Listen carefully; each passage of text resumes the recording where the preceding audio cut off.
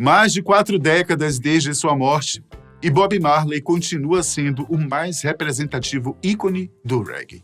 Nascido na década de 60 em uma pequena ilha caribenha da Jamaica, Bob Marley é lembrado não só pela grande capacidade como compositor e músico que tinha, mas também por sua personalidade e mensagens de paz, que deixou gravada em todas as músicas e repertório.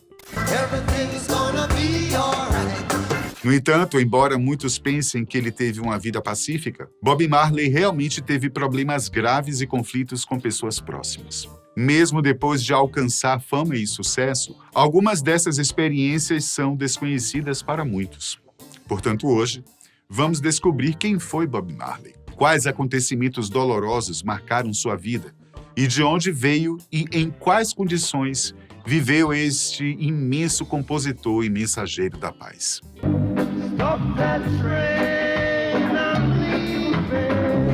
Bob Marley é um dos artistas de reggae mais famosos da história, com mais de 75 milhões de discos vendidos. Além disso, serviu como grande símbolo para o movimento religioso Rastafari e para seu país de origem, a Jamaica. Em 2021, quando completava 40 anos de sua morte, a revista Rolling Stone separou 5 curiosidades sobre a lenda do reggae. E vamos trazer algumas delas para refletir sobre a trajetória deste grande artista. Bob Marley era filho de Norval Sinclair Marley, um homem branco mais velho, capitão do exército inglês, e Cedella Booker. O casamento dos dois estava marcado para acontecer em julho de 1944, mas Norval abandonou Cedella grávida e voltou para a Inglaterra.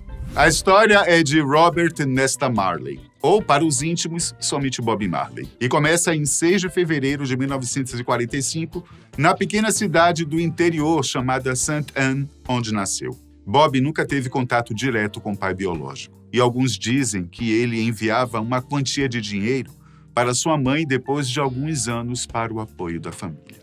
Outras fontes dizem que Marley chegou a ver seu pai poucas vezes depois do seu nascimento e que Norval Marley estava de passagem por Kingston, a mando do governo britânico, quando conheceu a mãe de Bob quando ela tinha apenas 16 anos e ele aproximadamente 60. Posteriormente, a mãe de Marley se casou com Todd Livingstone e Bob se tornou muito amigo do filho dele, Bunny. Assim foi o começo do artista na música. Ele e seu meio-irmão criavam guitarras feitas de lata e tentavam tocar as músicas vindas dos Estados Unidos. Morador de uma cidade do interior, na infância, era responsável pelos afazeres rurais como ordenhar o rebanho, cultivar horta e, nos momentos de folga, aprender um pouco sobre música com os parentes mais velhos. Há relatos de que ele também teve influência da família materna na música. Outra curiosidade que marcou a infância de Marley foi o seu tom de pele. Pelo fato de ser descendente de inglês,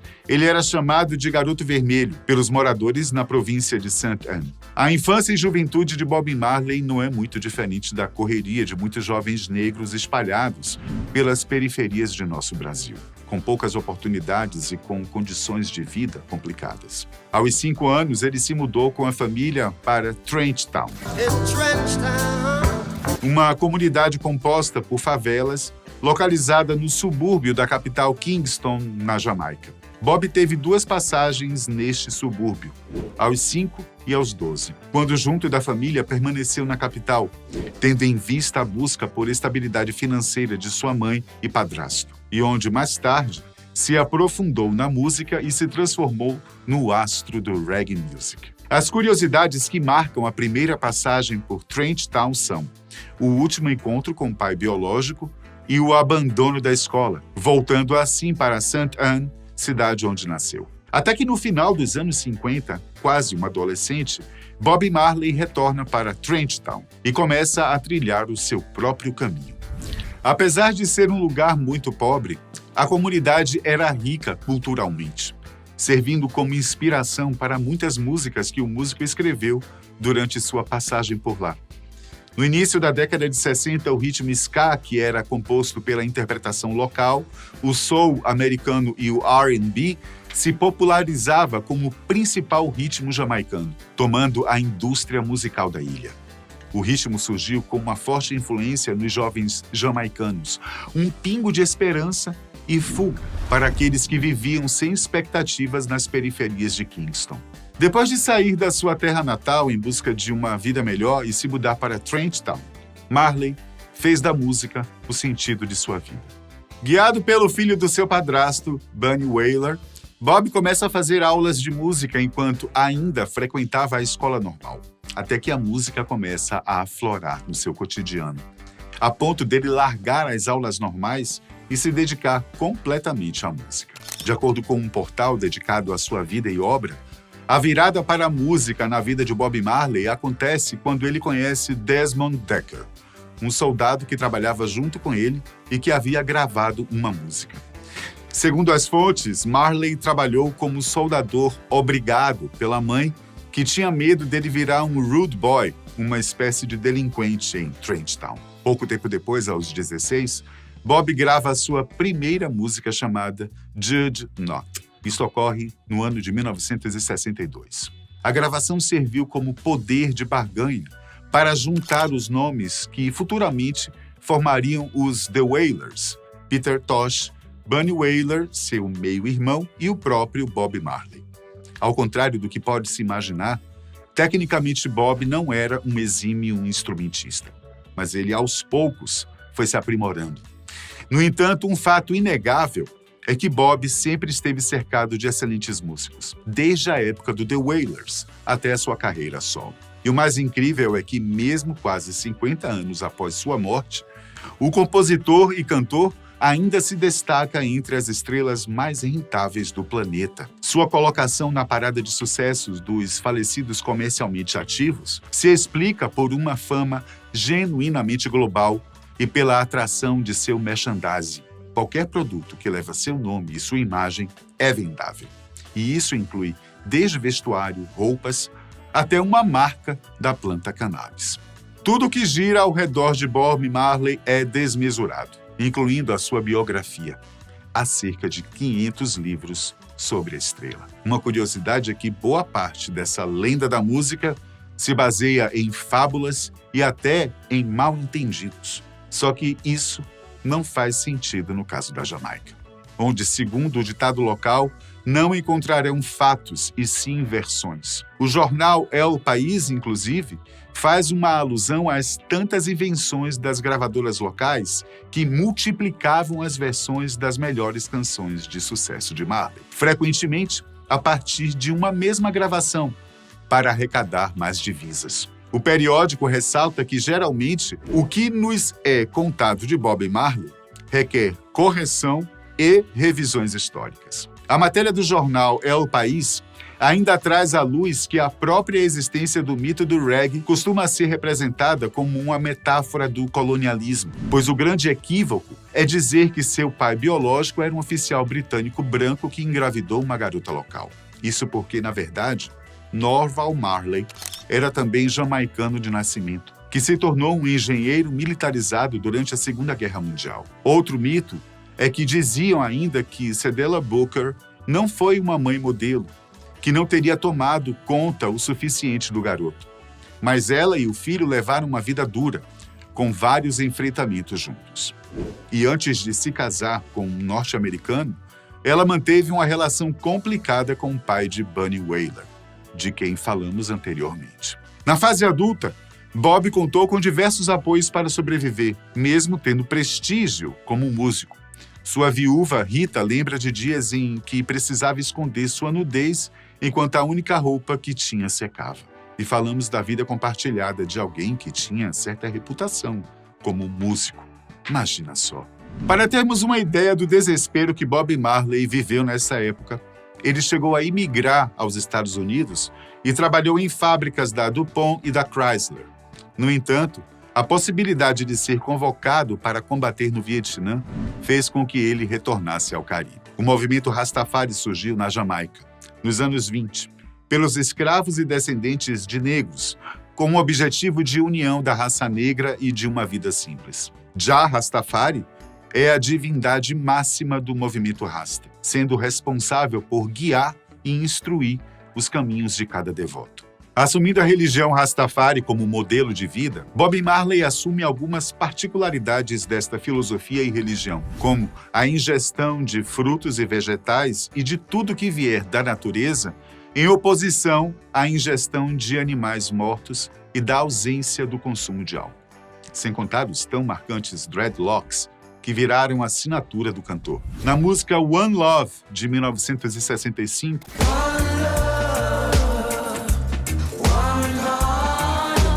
todo o cunho político e revolucionário que a doutrina traz, mas a esperança e positividade são fatores expostos na letra da canção. A cannabis sempre esteve associada à questão religiosa na Jamaica e na cultura Rastafari, e não a um simples vício, como o do famoso lema sexo, drogas e rock and roll. No caso da erva para o ídolo do reggae, seu uso fazia parte da conexão com a divindade máxima da união da raça negra. E, neste sentido, a prática era associada a um momento de reflexão propício para a criação e inspiração de cada membro do Rastafari. Através das suas canções e palavras, Marley espalhou pelo mundo um pensamento livre e imparcial sobre a planta.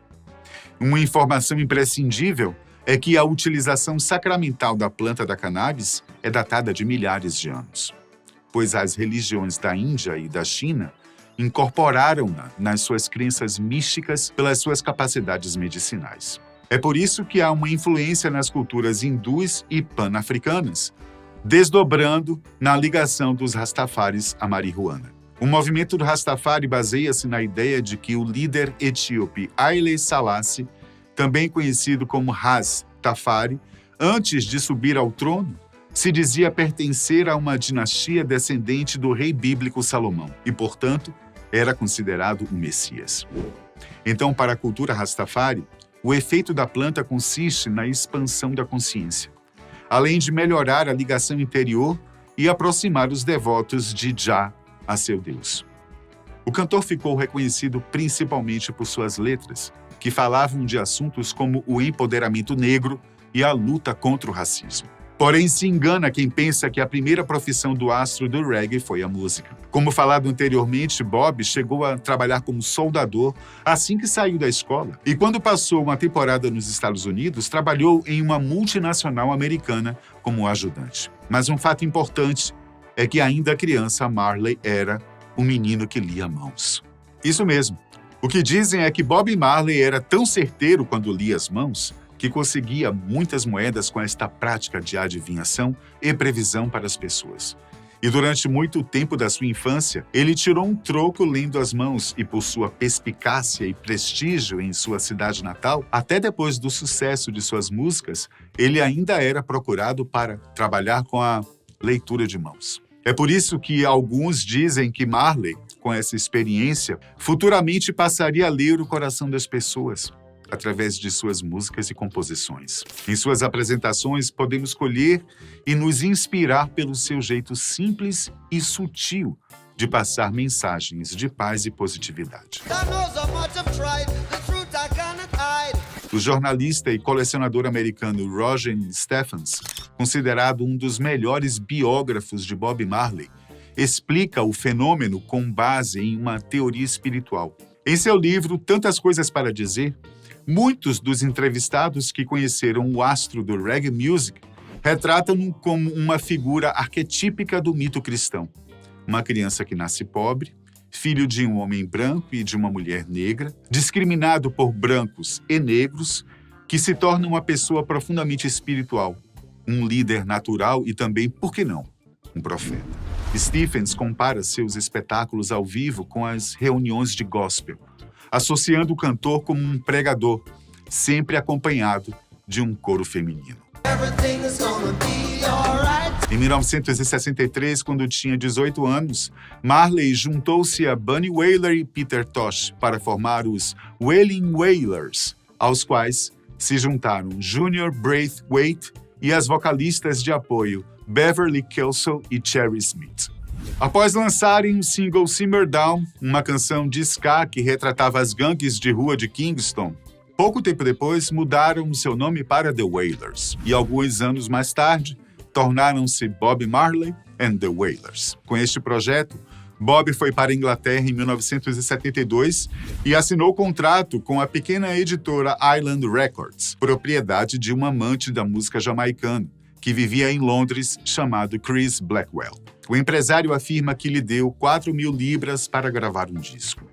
E afirmou que nunca pensou que fosse conseguir alguma coisa com essa primeira gravação do disco. Porém, 4 meses depois, o grupo incendiou o mercado da música com Catch a Fire, que viria a ser o primeiro álbum de Bob Marley and the Wailers na Europa e o Big Bang da lenda do reggae music. As primeiras 20.000 cópias do vinil original de 1973 foram desenhadas pelos artistas Rod Dyer e Bob Weiner, com uma identidade visual associada à marca de isqueiros Zippo.